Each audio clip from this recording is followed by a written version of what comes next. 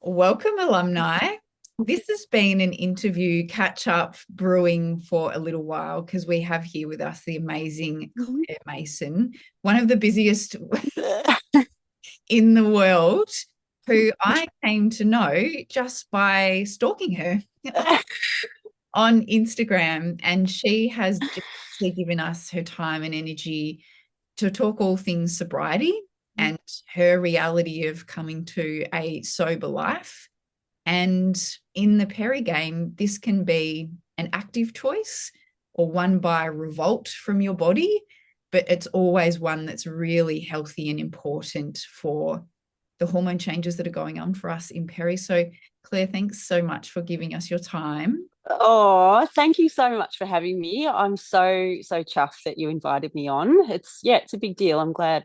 Thanks Yeah, for having me. Yeah. it'll be a fun chat. And I know everyone's going to be right into Claire as we chat away. So if you're getting distracted and looking at your phone and wanting to check out where she is along the way, look up sober curious underscore Maso on Instagram and at Claire Maso on TikTok because she's you really are like when you pop into my feed, I feel like a friend is Oh, in my world. that's really beautiful. Thank you. And it's like, I don't know, you can be on Instagram and things like that, social media, and you can be observing people, but you don't particularly feel connected. Mm-mm. And in Toolbox, we talk about connection being one of those really important ways to manage your nervous system. So it's cool to think that you can have a friend and friendly ideas and support coming at you through an account like yours. So well done Oh, for just being genuinely you, I think is what's happening. oh, that actually means so much to me. And I'm glad that you can feel that energy come through and you feel connected because that's what I want. I just want people to feel less alone in whatever they're feeling at the time. And that really means so much that my content lands where I want it to. So yeah, thanks. Brilliant. And I got to know you through LISC, one of your first evolutions, which everyone we should pretty much take the ethos of that into the interview today podcast. What do you want to call it? It's LISC, love yourself sick. And I had my love yourself sick hat, and I would do that walking around as soon as I put it on. Just that little reminder of like, how am I making a decision? What we would call workability in Toolbox is, how can I love myself sick in tricky times or, when I have to make a hard decision. So let's take that idea with us. I wish I had my hat on now. Oh, I know. I wish I had my list hat on too. Oh, thanks for buying the merch. Love that. Love Yeah. that. Yeah. So my first little question I have for you to ponder and share with us is around Mm.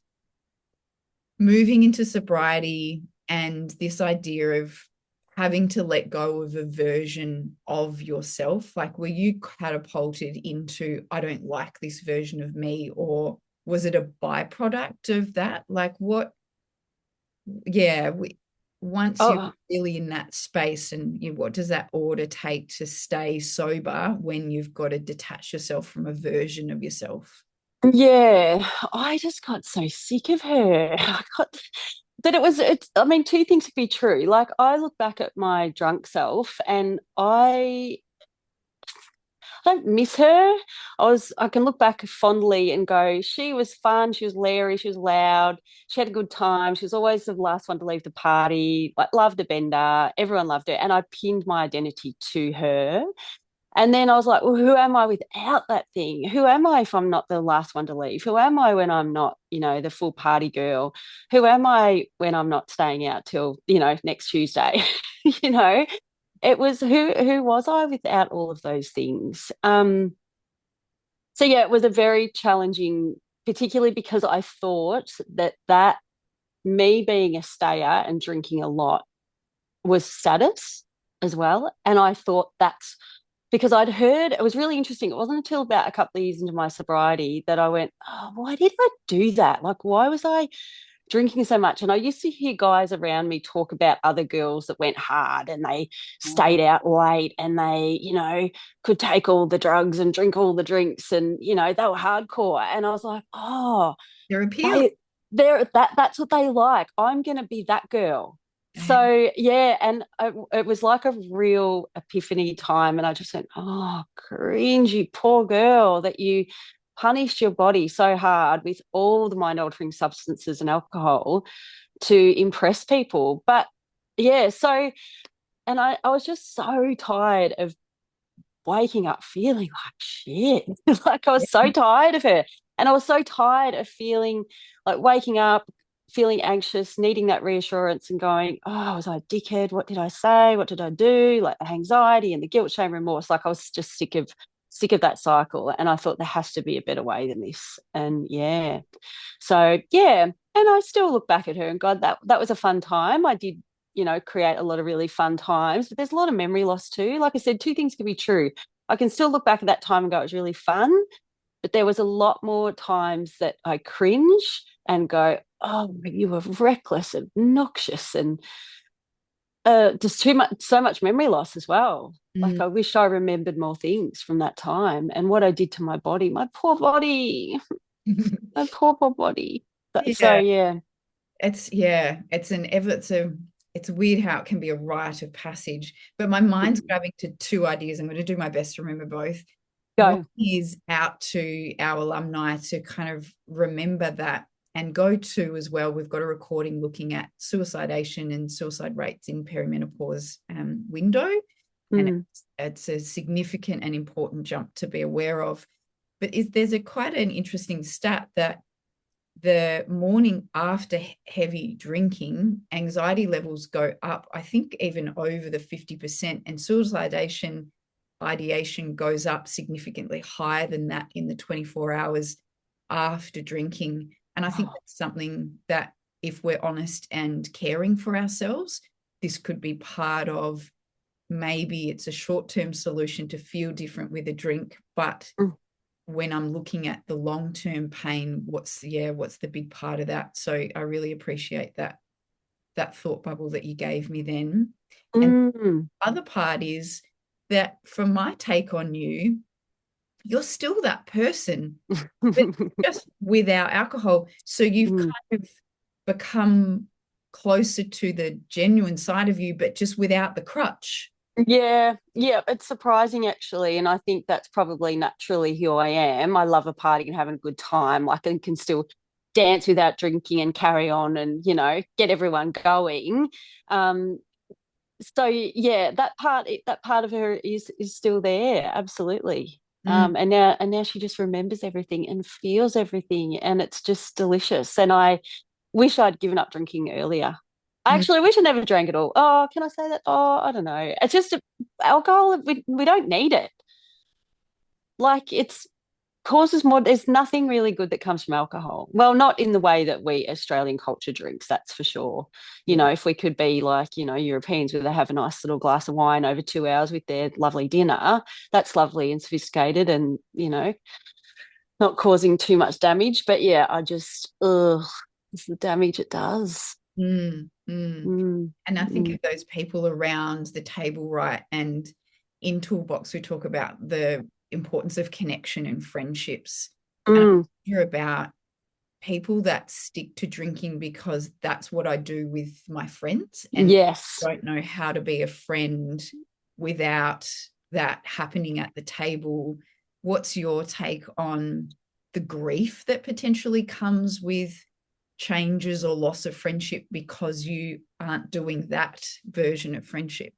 Great question. So I'll just firstly, I am so, so lucky. Like my friends were incredible during my sobriety and still are. And I know that is not lost on me, that is rare. It's not the same for everybody. I know that they can get a lot of pushback and a lot of a hard time. And that says a lot. And if that's you and your friends are pushing back, that says a lot more about your friends drinking than yours. If friends are giving you a hard time about your drinking, they need enablers. I was that person. I would have been that person if people were around me that were trying to dabble in sobriety. I'd be like, oh, sorry, that camera, that camera. I'm very, very lucky that my friends have been on board. And not only that, my friends have got into alcohol-free drinks, and they've looked at their drinking as well, and they've changed their habits a little bit too, which is incredible. However, talking about grief, I did have an ex-boyfriend say to me, "We will never work because you don't drink." Mm. Now, at the time, that was crushing, but now you look at that and go, it says a lot more about your drinking and your addiction to it, or your, personal habits with drinking.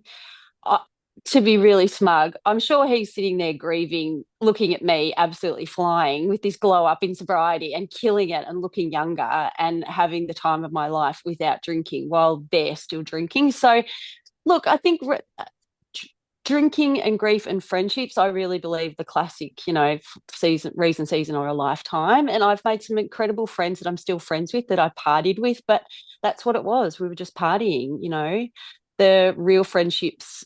And you know what, actually, I have made more friendships out of sobriety than I did in it.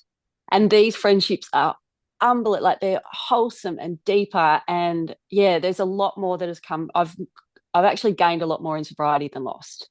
Well, they're conscious, right? Like when Yeah. alcohol, it's a very unconscious Mm. experience. So when you're Yeah. in conversations and giving and sharing energy and words in a way that you're doing in a conscious ways, yeah, Yeah. that's Yeah. yeah, that's really different. And do you know what's a beautiful thing as well? There has been, because I share so much on social media, I've had so many of my old friends, but back in the partying days, slide in and ask me, and they're sober curious and they're entertaining and sort of, dancing with this sobriety idea as well, which is a really beautiful thing because, they're just doing the same thing, 40 years later. Hang on, no, that's not right. That would have made me 7 when I start drinking. That's can't do the sums.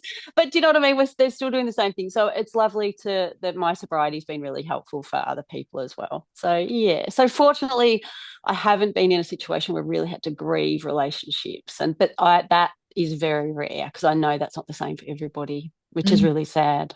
Mm. Yeah, and you can see how people might not feel strong enough in the moment, Mm. able to have the language or whatever to defend, or Yeah.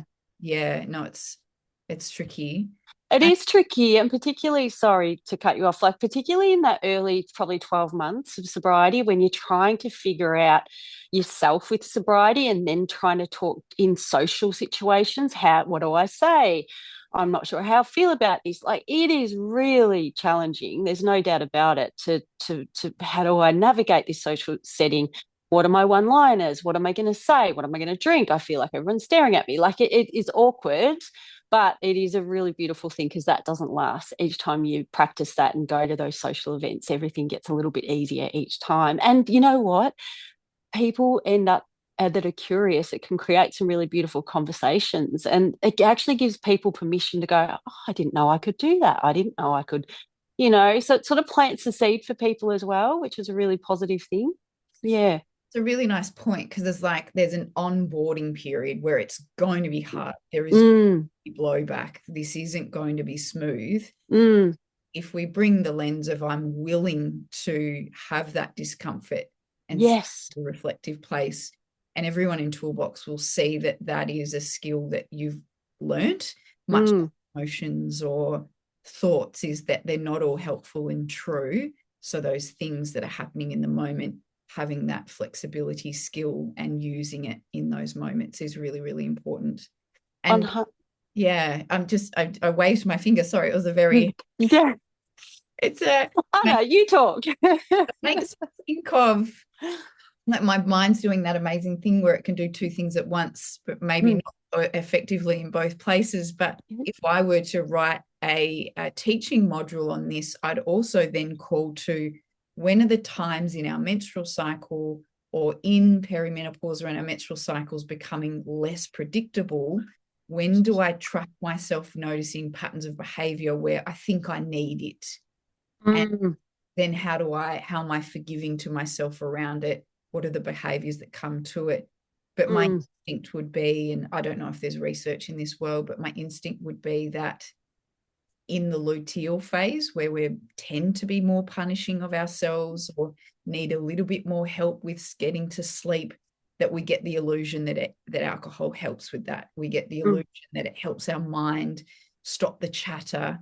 So that would be an interesting thing for our listeners to hop on board of, when I'm tracking things, is there a pattern that then I can be thoughtful about in how I cushion myself in those times, how I set myself up to have safety if this is something that I'm wanting to do.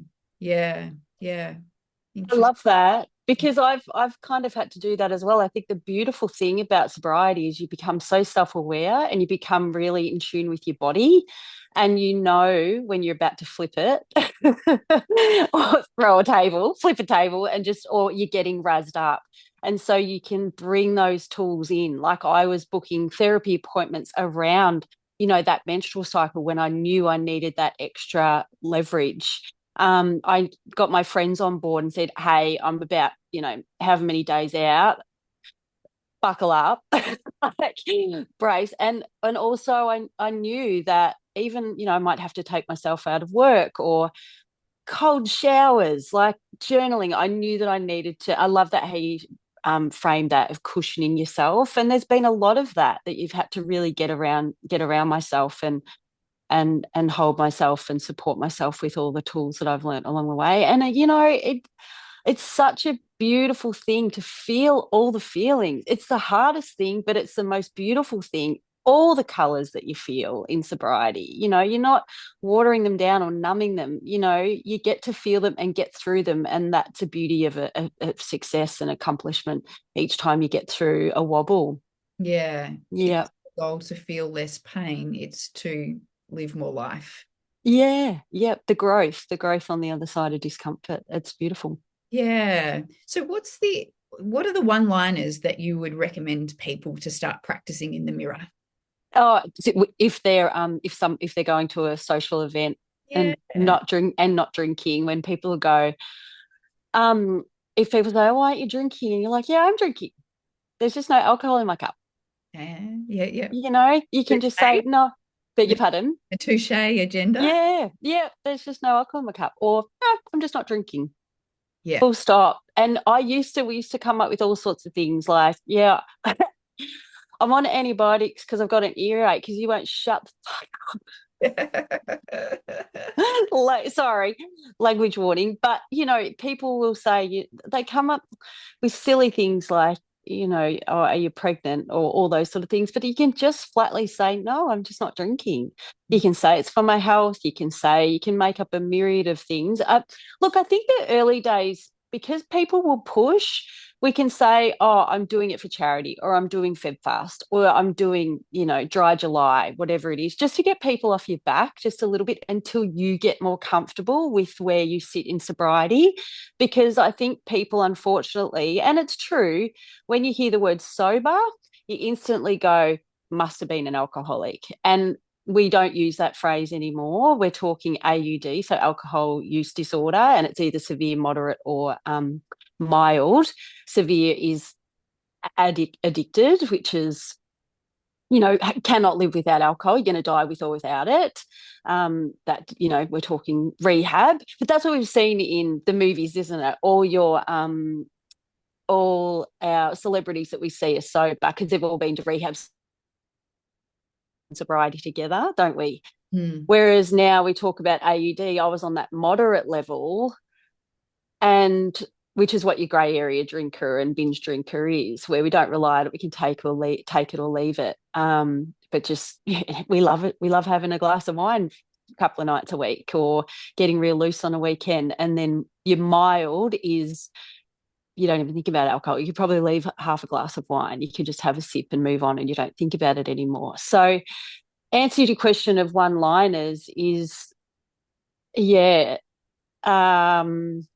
I just don't drink. I don't want to drink. I don't like the taste. I don't like how it makes me feel. I don't want to wake up with a hangover. I don't. I get real loose and leery, and you don't want to see me get, untidy, or, I get blackout drunk. You can be really honest about it, or you can say you're driving, you Yeah. know, just simple stuff like that. "Yeah, I'm driving tonight," or whatever.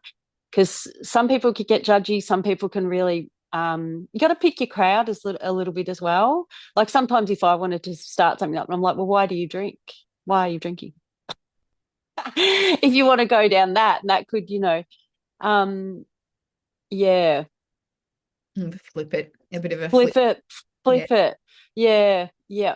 I You think can dance. another bit is Mm. that resisting the urge to over explain or overthink yourself. And the Yes. real, I think, when we're in that vulnerability of a new change or feeling judged, that is Mm. a tendency to lean into that and remember just to ride the wave of that urge to explain yourself will pass in a second. And Yeah. yeah, the Could energy spent, and is that the best way to spend your energy in this conversation? You know what? You're so right. I had a captain at work. He was wanting me to put some drinks in the fridge for him because he wanted them when he finished work, and that's alarming in itself that he's prepared his particular drinks for when he finished work. And he asked me, have I tried these new CC and lime? And I said, oh no, no, no, I don't drink. And he's like, what's wrong with you? Like, really, like, what's wrong with me? And I was like, I'm not the one. I'm not the one prepping my 6 cans of Canadian Club and Dry, thinking that far ahead. It's not what's wrong with me.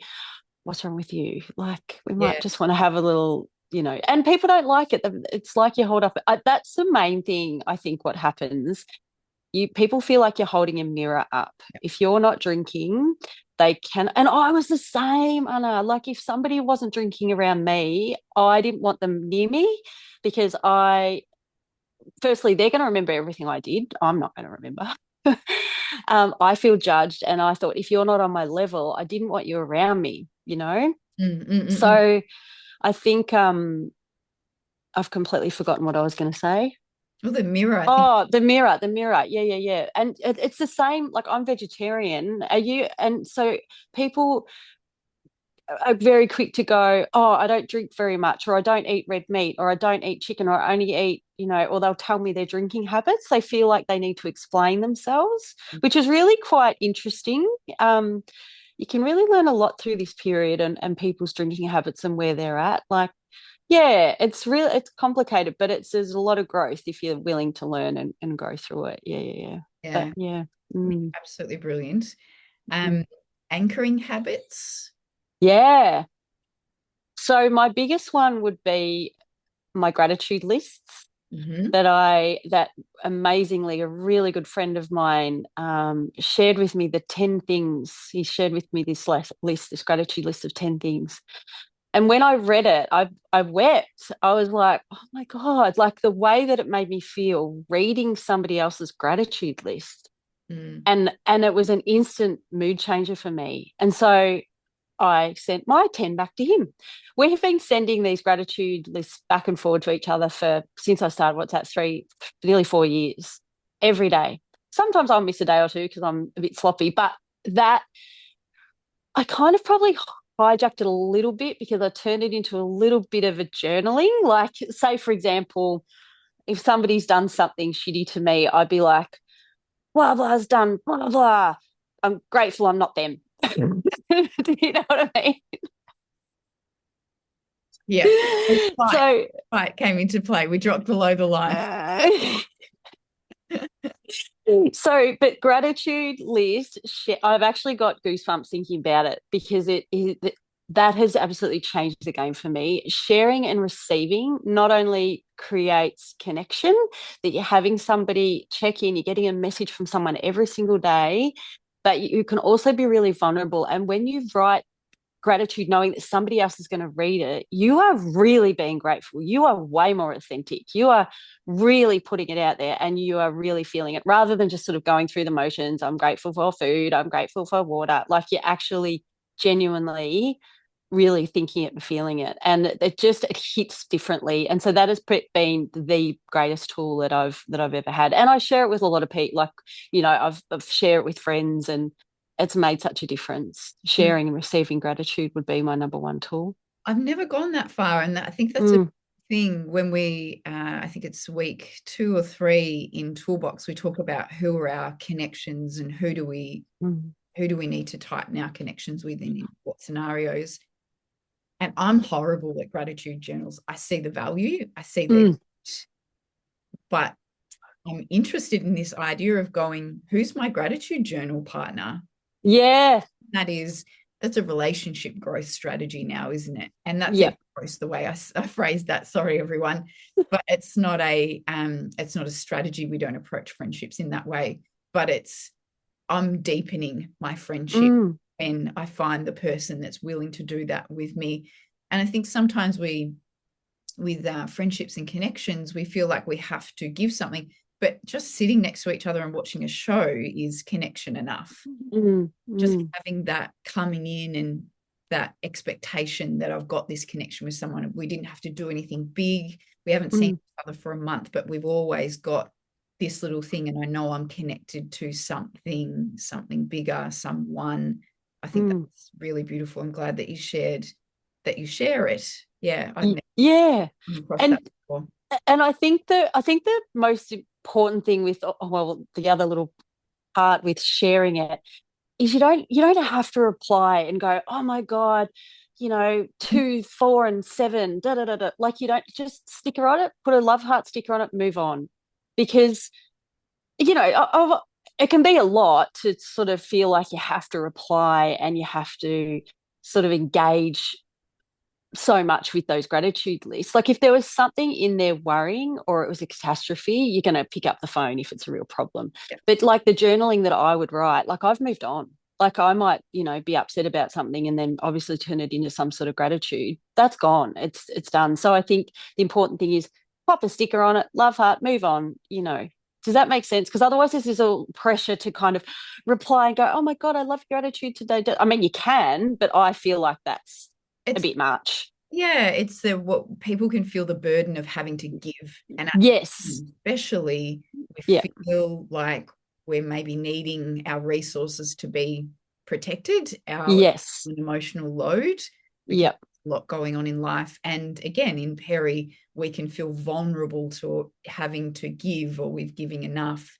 Mm. And that begs, just as a side, that begs Yeah. what am I actually not asking for that I need, Mm. especially if we end up in a complaining zone. But that was an aside.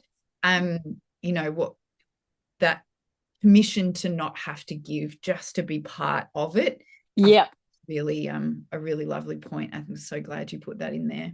Yeah, because it can sometimes be a lot. Ten things to be grateful for can be a lot. But, I found, I just feel it's so, like, I would be in my day, like if I was rattled about something and feeling, wobbly, I'd get in my notes and I'd be just start writing down a couple of things. And I used to do it in the morning, but now I do it at night, because doing your gratitude before you go to sleep at night can change your brain chemistry and you have a better night's sleep. So, I mean, we're on our devices. Let's be honest, we'd love not to be. And good on you if you've got your device in the other room. I want to be you. But, who's not sleeping with their device, doom scrolling? Yeah, I'll have a doom scroll. But the last thing I'll do is write a few things down in my gratitude list. And, maybe I might not get 10 down in that night, but I'll finish it off in the morning and send it off. So, and it's a really lovely way to keep check on each other's lives as well. We can really see a pattern on how people are going as well, and if they do need a leg up or support, or if you haven't heard from them. But yeah, it's been essential. I'd hate to think what life was like if I didn't have that being Yeah, my key tool. Yeah. amazing. Um, Mm. this has been gorgeous, invigorating, all the things. Is there anything we haven't covered that you think is really important for Hmm. to Okay. Can we have? just talk every day forever? Yeah, I think one of the questions you had here was ambition and success in yeah, sobriety. I didn't have any of that in drinking. Sorry. Yeah, I didn't have any of that while I was drinking. I didn't. There was no create. Okay. Okay. Probably the biggest point I'll probably make is sobriety has just opened everything up for me. It has opened up way more opportunity. It has opened up my head and heart space. I have, yeah, I have the capacity to hold space for people and really listen. Like, because my head isn't like buzzed with guilt, shame, remorse, anxiety, hungover. When am I getting my drink? Like fighting with whoever.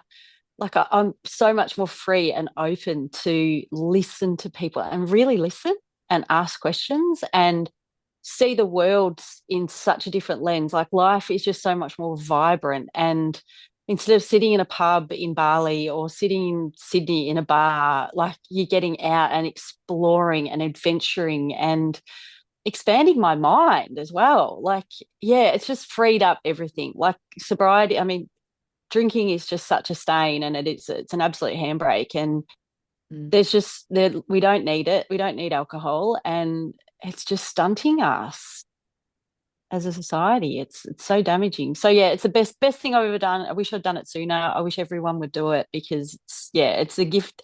It is the greatest gift of self-care I've ever given myself, right? It's a gift that keeps on giving. It's amazing. Yeah, that's cool. That's very, very Mm, cool. Um, I've really enjoyed chatting with you because it it's so interesting how many parallels there are in perimenopause and alcohol drinking or breaking up with. It's really interesting when you put them all together. mm, Fits the challenges, the reasons it gets better. mm. Yeah, just being conscious in the game is the biggest skill to bring to the table. Yeah, absolutely. Yeah. Yeah, Yeah. It's not easy, but it does get easier. yeah, You know, you've just got to keep flexing that willpower muscle and yeah, go against the grain. Sobriety's a flex. yeah. There we go. There we go. Sobriety's a flex. It's not all, rainbows and lollipops, but it gets there. Oh, yeah. Well, drinking is just an easy out. Like it's a quick fix and it's actually just ends up causing more pain. Like, whereas, yeah, sobriety is just so much growth and yeah, it's a beautiful thing. Mm. Yeah. Mm. Well done. Thank you so much for sharing your ideas, support, story, energy, all of it. Thank you. Pleasure. And if you're loving and wanting more of Claire's ideas in your phone, your brain, I'll just remind you it's sober curious underscore Maso on Instagram and at Claire Maso on TikTok. Yes, and thank you so much for inviting me on. As I said, I'm so chuffed that you see me as a good fit for your audience. And yeah, it really means a lot. And I'm so glad that we've connected. Yeah, Yeah. it's been a winner. Yeah. Well, I look forward to seeing you and all your audience over following me along as well. And I'll throw some follows back and see what they're all up to too. So, mwah, thank you. Thank you. Thank you. Perfect. Thanks, Claire. Thank you. Mwah, mwah, mwah. Bye. Bye.